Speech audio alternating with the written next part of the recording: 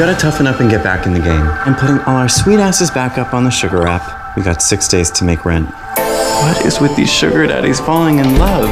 Have boomers never heard of casual sex? You may have been engaged 12 times. 5. And it doesn't matter if it was only for 16 hours. 14. We only play all together. It's the new American dream, I guess. Mind if I watch TV? Go ahead. I'll tell you one thing. This is gonna be my last 4G. So, are you gay? I'm gay for pay. Is that a sexual identity now? Yeah. It's got its own category on Pornhub. Hello, everyone. My name is Heather Hurt. I am here with the NRW, where nerds rule the world, and I get to speak today with Joey Beni. Tab, for those of you who watch Sugar Highs on OutTV, and for those of you who haven't watched Sugar Highs yet, definitely take a look. The show is streaming right now on OutTV with the brand new season 2. If I can speak English today, apparently I can't. First premiering on April 10th. Hello, Joey. How are you? The show follows the lives of 3 young 20-somethings. I love when they say something, because it just gives this, wide view of what something could be, who would rather get high than have a job. It follows Mickey, Bud, and Tab as they embark on becoming sugar babies. And Tab has no ambitions whatsoever, or at least we think he doesn't. And he just wants to work out, play video games, and have some fun on the side. Yeah. His journey of exploring his gender identity and sexuality continues into the 2nd season, filled with fun and exciting new adventures along the way. So, Joey, tell us how Sugar Highs came to you, because it's such an interesting project that kind of clashes between breaking boundaries within the LGBTQIA community and just dealing with everyday modern society. Yeah. So the way I became a part of Sugar Highs was Thom Fitzgerald, who's the writer, director, creator of the show. During COVID, during lockdown, he was working on a project called Camboy, which was going to be very, very minimal to almost no crew, because it was all kind of shot, with social distancing, and it was a lot of it was able to be shot through like Zoom or like through computers, because it was almost like it was about a guy who decided to like start camming, but it's also a lot of during COVID is like your really only interactions with people were through computers. So I auditioned for that. I auditioned for 2 parts. One of them I didn't get, but the other one, he was like, "Hey, I really like you for this." But at the time, Canada and the US border was closed, and like every month they'd check in and be like, "Should we open it? Should we?" No, we're not going to. So that kind of threw us for a loop-de-loop. So he basically said like, "Hey, as we get closer to production, I'll keep you posted. But if not, we could do something where it's just over Zoom." And that's what ended up happening. It was a call between me and the main character, and it was just superimposed on a phone as a FaceTime call. So from that, Thom was like, "Hey, my next project, we're getting ready. We're in pre-production for that." Sent me the audition side, and he's like, "Put yourself on tape. I think you might be right for it." So I did, and got it. So, and I just feel so lucky that I just think Tab's so funny, and he's just such a a goof, and so am I. So it's fun to be able to play someone that's not so serious, and so that's how it came about.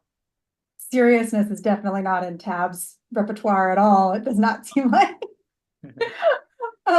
What about Tab? How did you feel when you first read him? Other than the fact that you like kind of saw a little bit of that in you, how did you feel when you first read all of that character? Well, reading everything, I thought I laughed out loud. I was like, there's some funny lines in here, and I was like, Tab's got a lot of funny lines. So yeah, I felt good. I was like, oh yeah, like I can have fun with him, and also as an actor, I mean, I can't speak for everyone else, but I can speak for myself. You get an audition for something and you read it, and sometimes you're right away like, I know exactly how I want to do this. Other times you're like, oh, like how, like there's certain things in your wheelhouse that are easy for you. Um, like Tab is very fun for me because I am also like, you know, I just get that. I'm really good at playing a jerk for some reason.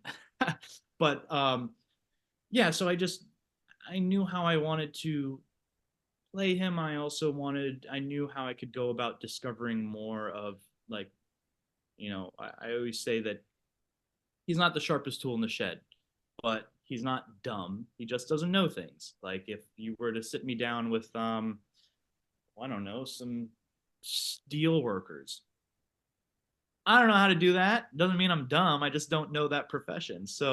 Um, so yeah, because also you don't ever want to judge your character and be like, they're dumb. So just gonna be like, I'm dumb. So, but his life experiences that, he gets to kind of float through life and everything is easy for him, because he is, good looking and works out a lot and has his shirt off. So he thinks everyone's just super nice. But no, it's because people like what they look at, so they want to do things for him. It's that easy. There's certain privileges that certain people have. Just gonna say it. Let's talk about his physique for a second. Did you have to really pump irons, or were you one of those people that was already kind of in his shape before you got started? So I've always been, ever since I was, where I grew up, we had a like a rec center behind my house, and when you're 16, you can go there without a parent. So that's when I got my first rec card, and I started lifting weights all the time. And then when you start lifting weights, and then you're like, hey, this works. You kind of become like, you're like all in. And for me, it's also like my therapy. It helps me kind of like deal with stress. It helps me stay focused, and it's just become also I just love being healthy and taking care of my temple. So I was already in pretty good shape, but when we film, like there's no ice cream, no cookies, no chips. I get to watch the other guys, at lunch, have all these nice things, and I'm just like, sit there with my salad and my chicken. But then it's also tough because when we film, we usually do a 13-hour day, so 6 hours, an hour for lunch, and then another 6 hours. So there are some days where you may only be there for a couple hours, and there's some days where you are there the full 13 hours, and you're coming home at 10 at night, and then me as Tab, sometimes still with like makeup from shooting on my face, I'm like, I just want to go to bed, but I'm like, I gotta go to the gym because so it's definitely when we're filming every single day in the gym. And then as soon as we wrap, I'm like, and I just eat a bunch of junk food. That's at least you get that at the end. You can get yourself back though. That's the big one. You can get yourself back. Yeah. So Tab's character is so much more than just him without a shirt off. I feel like we need to tell that to some people who are still stuck in Twilight movies.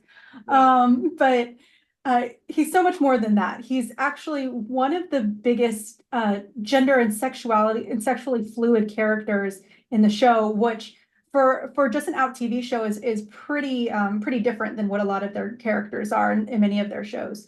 Yeah. What is it like exploring that part of not only your character, but also yourself, where you get to see just these different elements and how you can learn who you are through that? Yeah. So the way Tab is written, he's straight, but in the show, what he ends up doing is, straight-ish, but he's just a frat bro. But if you're super straight, it's like even doing gay for pay is kind of like, if that's a no-no thing, then you're not even going to consider it. So, looking through that and trying to figure out, also Tab is not vain and Tab is not judgmental. So he doesn't he finds himself in these situations where, like, you know, someone has a fetish or something, but he doesn't judge them for it. He's more, because he's kind of like, you know, aloof, he's more just like curious, as that, you know, oh, that's what that person likes, instead of being like, ugh. So so the way I came up with it is Tab is just, he's trisexual. So he will try anything sexual. Um and I think that is really good because it also shows that it's, especially nowadays, you know, sexuality is a spectrum.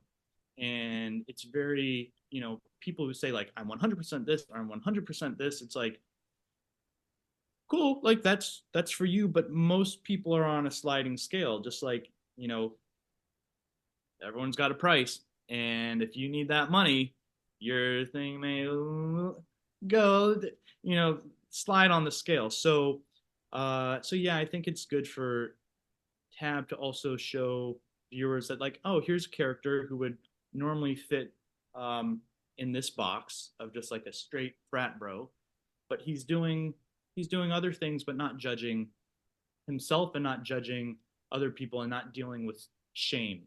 It's just kind of like, okay, well, that wasn't as bad as I thought. Um, so yeah, I think it's good for anyone to watch, because, you know, you don't know who's really connecting or who's like, hey, you know, like that's kind of how I am, but I never really see that on TV or film. That's it, and it's wonderful to see. It's wonderful to see, especially since when you look at OutTV's other lines, you got some stuff that is not appropriate to talk about in polite company. Polite company. But then you have a lot of very openly queer and very forward conversations, and having that bridge. What I really like about Sugar Highs is it's kind of that bridge to bring in a lot of people that might not, you know, be running into queer content head first. And Tab is a perfect example of that. So with Tab in the first season, we got some of his personal history, but not really a lot. We didn't get to dig into him as much as we did the other two. Are we going to get to see more of who he is as, you know, as a whole person in season 2? You know, not so, like, you don't meet Tab's parents, although I've always been like, who would, like, I feel like his mom would be like Phoebe from Friends, and I feel like his dad would be like, oh, I don't know, like David Kokechi from like Baywatch or something. I feel like cool parents who are very like Southern California, but also like a bit kind of like, you know, in their own world. Uh, but I feel like uh yeah, season 2, what you do get to see of Tab is he experiences real human emotions that aren't super like light and positive. And so you get to watch him experience that for the first time, almost as a fly on the wall. And I think it humanizes him more, instead of just being like, you know, oh, Tab's silly and like he doesn't really deal with like struggle.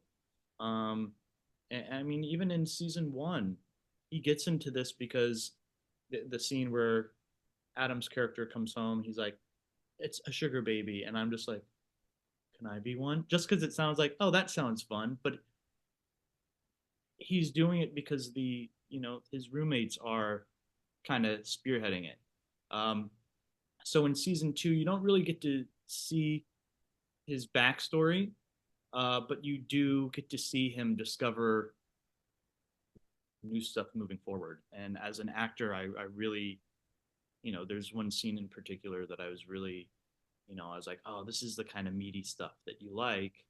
But then you're also like, oh, I hope I do it justice. And I still haven't seen it. And we didn't do, on our set, we don't normally do playback. So it's not like you do the scene, you get to run to the monitor and watch it. You just trust Thom. And yeah, so I'm really excited to see how it turned out. Which episode is that? You don't tell us the scene, but just tell which episode should people be looking for? Um, I want to say I think it's episode 5. because episode 6 has a different thing going on in that, and I think I'm pretty sure it's going to be episode 5. Okay, It's definitely perfect. not the first 4, so I'm pretty sure it's episode 5. Perfect. All right, audience members, episode 5. Watch for that moment. Yeah. My last big question really relates to you as an actor and what this show means outside of the LGBTQIA community. This show is queer, but it's also very much just a story of today, of millennials and Gen Zers going out and just trying to live and trying to find those side hustles, trying to just make that rent. When you are going out for a role, do you look for those types of roles that tell a story, that have a moral, or that people can look at and feel better about themselves? To be perfectly honest, as an actor, you just want to get a job. So when I audition, it's like, it's very rare that I turn down an audition. It has to be something that I'm like, I honestly no, like it's just very rare. It has to be, maybe I'm like, this writing is bad, or I don't know. I don't really turn down auditions, because even if you may not connect with the project, you're still trying to create that relationship with that casting office. But I think right now, and I think the way that Sugar Highs is so special is that, yes, it leans LGBTQ. That's the storylines. It's on OutTV, but it's human stories, and I think that it's not just for people in the LGBTQ community. Anyone who's straight could watch it, and it's still entertaining for them. It broadens the community of people who can watch it, the audience. And also it pulls the curtain back of this kind of like, everyone know it exists, but you don't really see, there aren't really shows about sugar daddies or sugar babies or movies. It may be a storyline of a character in a show, but it's not there's no shows that are scripted shows that are just based on that, which I think is great because it's a fun, fresh idea. But it also pulls the curtain back of the people who get into relationships like that. So you understand that it's, from our point of view, it's like we're just 3 young guys who, can't pay our bills. So we're like, how can we do this without getting a job? But then you also pull back the layers of the men and the women who are the sugar daddies or sugar mamas, why they're doing it. Like, for example, Beni, who's like my main sugar daddy in the show, we have a scene in season 1 where he explains to me that he came out later in life, and this is his way of kind of making up for that time when he was young, and using Tab to be his kind of partner going through that. And that's Tab's first time of like not seeing these people as dollar signs, but like, oh wow, they're humans. And I think that's why he goes along with it, because he's like, he's really nice and he's nice to me, and I want to help him. So that was a bit of a rambly. No, you're fine. That was beautiful. That was all honesty is greatly and is needed, but at the same time, you're still looking at it as a wonderful story. Like that's beautiful. And also, I think it's not like, oh my God, penthouses and yachts and private jets. It's so relatable, because it's like, if anyone were to grab their phone and be like, I'm going to get on one of those apps and try to find a sugar daddy, it's literally because we're 3 normal guys. This is what the experience is. You get some weirdos, you get some people who really care, you get people who are a bit too much, but it's just like, you're just trying to navigate it.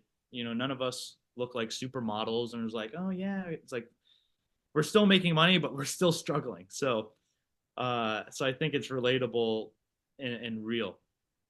Absolutely. You don't have that traditional Hollywood, like, oh, I've got a $30,000 yacht that I just go on and meet my, I'm the mistress and I do this. It's, Yeah. I got $500 extra this week, and that's kind of it. Yeah. It's a wonderful, it's really sweet, and the show is a lot of fun. I won't deny, I spoke to you and Adam this week.